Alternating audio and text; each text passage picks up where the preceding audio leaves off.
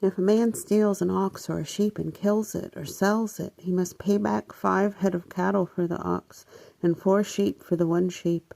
If a thief is caught breaking in and is struck so that he dies, there will be no blood guilt for him. If the sun has risen on him, there is blood guilt for him. A thief must surely make full restitution.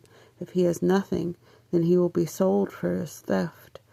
If the stolen item should in fact be found alive in his possession, whether it be an ox or a donkey or a sheep, he must pay back double. If a man grazes his livestock in a field or a vineyard and lets the livestock loose and they graze in the field of another man, he must make restitution from the best of his own field and the best of his own vineyard. If a fire breaks out and spreads to thorn bushes so that stacked grain or standing grain or a whole field is consumed, the one who started the fire must surely make restitution. If a man gives his neighbor money or articles for safekeeping and it is stolen from the man's house, if the thief is caught, he must repay double. If the thief is not caught, then the owner of the house will be brought before the judges to see whether he has laid his hand on his neighbor's goods. In all cases of illegal possession, whether for an ox, a donkey, a sheep, a garment, or any kind of lost item about which someone says, "This belongs to me," the matter of the 2 of them will come before the judges, and the one whom the judges declare guilty must repay double to his neighbor.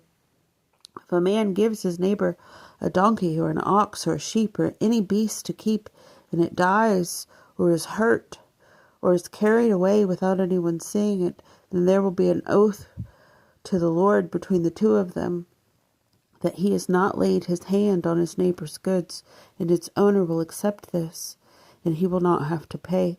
But if it was stolen from him, he will pay its owner. If it is torn in pieces, then he will bring it for evidence, and he will not have to pay for what is torn. If a man borrows an animal from his neighbor, and it is hurt or dies when its owner was not with it, the man who borrowed it will surely pay. If its owner was with it, he will not have to pay. If it was hired, what was paid for the hire covers it. If a man seduces a virgin who is not engaged and has sexual relations with her, he must surely endow her to be his wife. If her father refuses to give her to him, he must pay money for the bride price of virgins.